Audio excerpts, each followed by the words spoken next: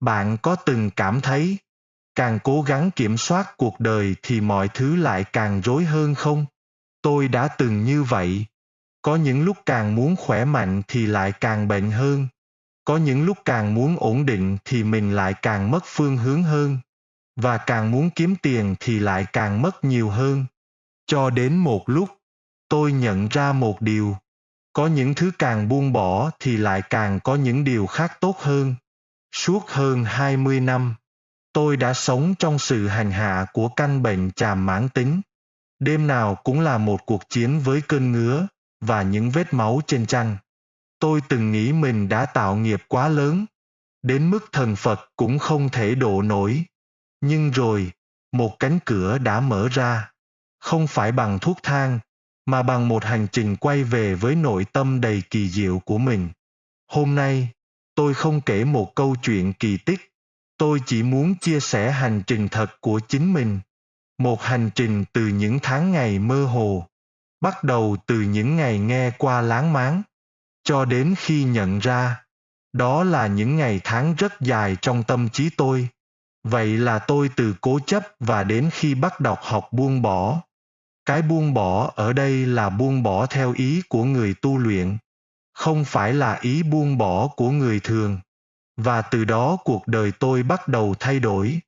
Hôm nay, tôi muốn chia sẻ với các bạn câu chuyện thật của chính mình. Tôi là một đồng tu đã tìm thấy ánh sáng đại pháp giữa lúc tăm tối nhất. Đây không phải là một bài giảng đạo đức khô khan, mà là những trải nghiệm xương máu. Cuộc gặp hữu duyên với đại pháp là cả một vấn đề tự tìm hiểu, tự nhận thức về cái đúng cái sai ở đời thường lúc đó. Tôi đã thay đổi về vận mệnh thông qua tu luyện chân thiện nhẫn giữa đời thường. Nếu nhìn lại trước đây, tôi là một người khá bình thường theo đúng nghĩa của từ này. Từ công ăn việc làm cho đến đời sống cá nhân. Những thứ cỏn con nhất cũng làm mình bực tức. Những vấn đề xã hội nhỏ cũng làm tôi động lòng và trách móc. Tâm hiển thị thì cực cao, luôn muốn thể hiện mình là nhất. Như thế giới chỉ có mình phán xét được một vấn đề nào đó. Trên thân thì có đầy các vấn đề về tâm trí cho đến sức khỏe. Tôi đã từng nhiều lần quan tâm rất nhiều đến sức khỏe chính mình, nhưng lại không thật sự hiểu thân thể mình. Về tâm trí thì luôn muốn làm đúng, nhưng lại hành động theo cảm xúc. Cảm xúc người thường dẫn tôi đi mệt mỏi nơi xã hội người thường. Và đặc biệt, tôi không hề nhận ra rằng những gì mình đang chịu có thể liên quan đến chính mình trong quá khứ. Tôi không biết có miền tịnh thổ nơi thế gian này để tôi bước vào. Tôi đã từng nghĩ, cuộc đời này có quá nhiều thứ bất công. Nhưng càng sống mỗi ngày, tôi càng thấy một điều. Có những thứ không phải ngẫu nhiên mà xảy ra. Tôi cũng mường tượng ra mình đang chờ điều gì đó. Sau này bước vào tu luyện, tôi mới biết mình đã được sư phụ an bài cho mình từ trước đây. Nhìn lại quá khứ trước khi đắc pháp năm 2017, tôi thấy mình là một con người đầy mâu thuẫn. Một mặt, tôi tìm đến Phật giáo vì sự cảm hóa của người khác. Bắt đầu ăn chay và sám hối. Và thực hiện các nghi thức khác về tâm linh. Nhưng mặt khác, sâu thẳm trong tâm trí từ thuở nhỏ, tôi vốn rất dại dột và ngang bướng. Từng vô tư sát hại những sinh mệnh nhỏ bé mà không hề biết đến nhân quả. Thân thể tôi khi ấy như một bản báo cáo của nghiệp lực. Viêm xoang, mụn lở, cận thị. Và nặng nhất là bệnh chàm khiến cuộc sống trở nên u uất.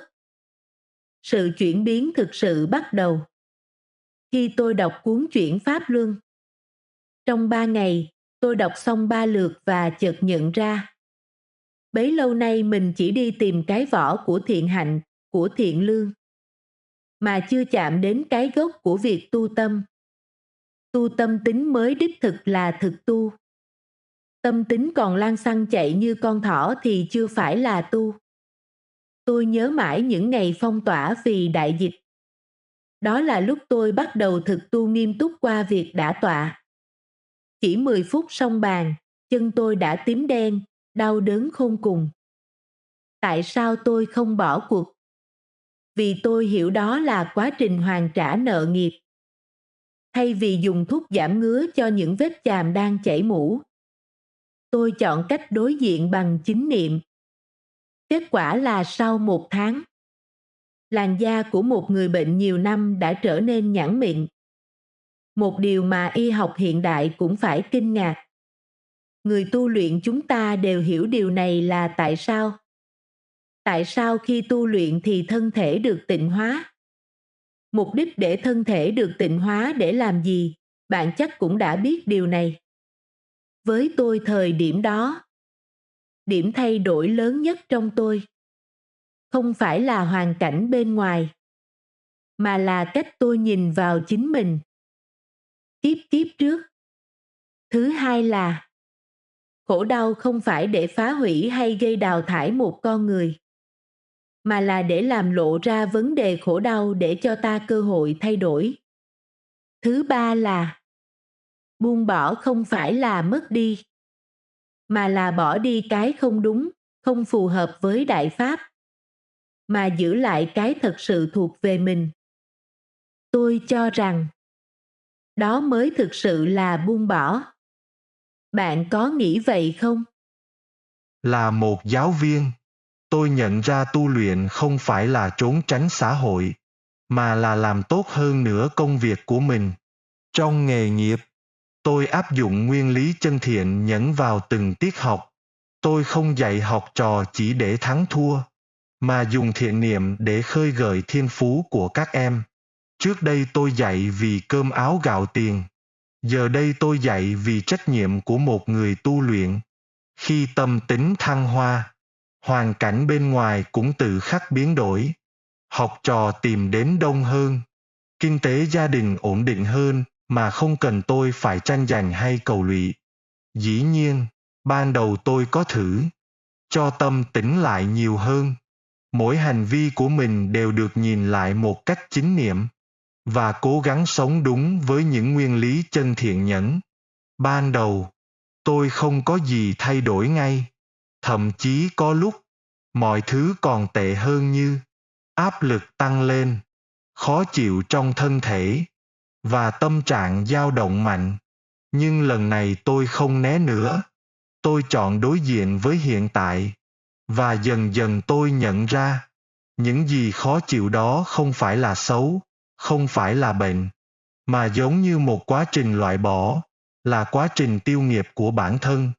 Nó giống như khi cơ thể thải độc, thải ra thì nó không dễ chịu chút nào, nhưng độc thì cần thiết phải thải ra. Có đúng vậy không? Xã hội hiện nay là một thùng thuốc nhuộm khổng lồ.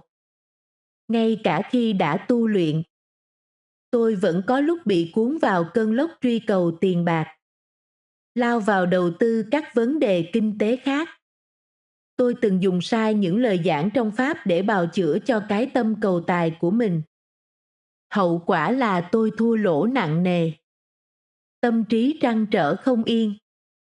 Đó chính là lúc cựu thế lực dùi vào sơ hở của nhân tâm.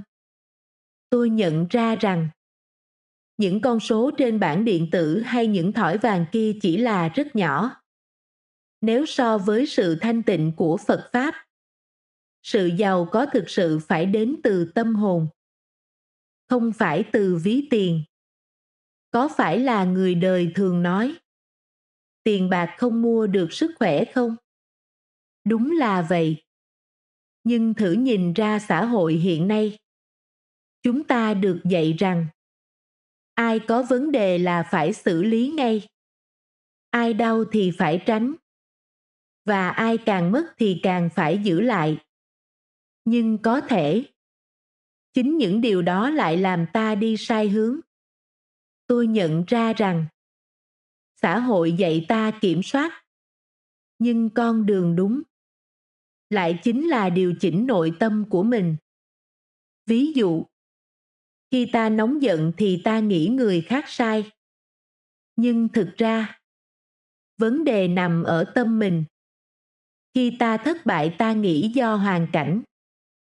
Nhưng có thể đó là kết quả của lựa chọn trước đó của chính ta.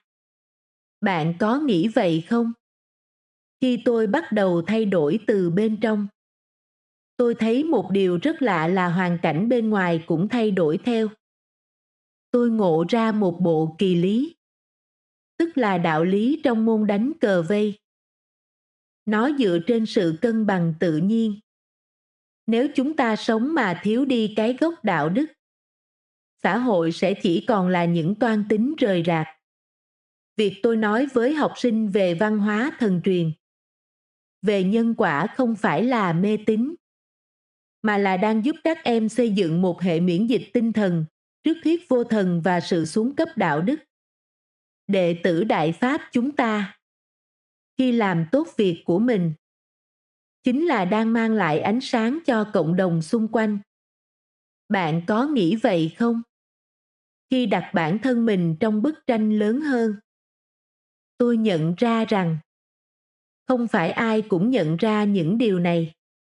Bởi vì cuộc sống hiện nay nó đi quá nhanh, áp lực quá nhiều và chúng ta ít khi dừng lại quá ít để suy nghĩ. Mỗi người gần như bị cuốn vào vòng xoáy của xã hội. Nhưng nếu một người bắt đầu nhìn lại chính mình, một người hướng nội, hiểu về nhân quả và điều chỉnh tâm tính, thì cuộc đời họ sẽ đi theo một hướng hoàn toàn khác. Không hẳn phải là dễ hơn, nhưng nó là rõ ràng hơn và chân chính hơn. Hành trình tu luyện của tôi đã dạy tôi rằng ngã một cú thì ta phải nhanh chóng đứng lên. Tu luyện là nghiêm túc, không có chỗ cho sự lười biếng hay an dật. Từ một người thân thể đầy bệnh, tâm trí dại dột, tôi đã được Đại Pháp tẩy tịnh để trở thành một con người tỉnh thức, biết trân trọng từng sinh mệnh và sống có trách nhiệm với xã hội. Tôi không dám nói rằng mình đã hiểu hết mọi thứ, nhưng tôi biết một điều. Khi một người thay đổi nội tâm, ắt hẳn cuộc sống bên ngoài cũng sẽ thay đổi theo tâm của ta. Có thể nó không xảy ra ngay lập tức, nhưng chắc chắn sẽ thay đổi. Như những giọt nước, nhỏ mỗi ngày, nhỏ xuống nhanh hơn thì ắt cái ly cũng sẽ có nhiều nước hơn. Với tôi, kinh nghiệm lớn nhất của tôi là đừng đợi đến khi khổ nạn ập đến mới tìm đường cứu đối. Hãy bắt đầu quy chính bản thân từ những việc nhỏ nhất, trong chính công việc và gia đình mình. Chỉ có dựa trên Pháp, chúng ta mới không bị những ảo ảnh của thế gian này mê hoặc. Từ trải nghiệm của mình, tôi rút ra 3 điều tôi chia sẻ như sau. Một là đừng vội oán trách khi gặp khó khăn. Nó có thể đó là cơ hội để ta nhìn lại chính mình. Oán trách một vấn đề thì chính là ta đang để cái xấu đó trong tâm. Để cái xấu trong tâm thì chắc chắn không tốt. Có phải vậy không? Hai là hãy thay đổi nội tâm là gốc rễ mà không coi đó là hoàn cảnh. Hãy thay đổi chính mình theo hướng thiện lương.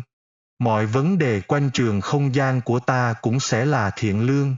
Và thứ ba là buông bỏ không phải là thắng hay thua, mà là một cách để ta bước lên một con đường mới. Con đường không còn thắng thua và tranh giành. Miền Tịnh Thổ sao lại còn thắng thua làm gì? Và để vào miền Tịnh Thổ thì chắc chắn không còn điều đó nữa. Có phải vậy không? Còn bạn thì sao? Bạn có từng trải qua một giai đoạn mà mọi thứ dường như chống lại mình không? Và nếu có, bạn đã chọn đối diện hay né tránh? Cảm ơn các bạn đã lắng nghe câu chuyện của tôi. Nếu bạn cũng đang gặp những bế tắc về sức khỏe hay tâm hồn, đừng ngại chia sẻ ở phần bình luận nhé. Chúng ta sẽ cùng nhau trao đổi để tìm thấy những giá trị chân chính trong cuộc sống. Hãy nhấn đăng ký để cùng tôi tiếp tục hành trình tu luyện này. Trân trọng cảm ơn.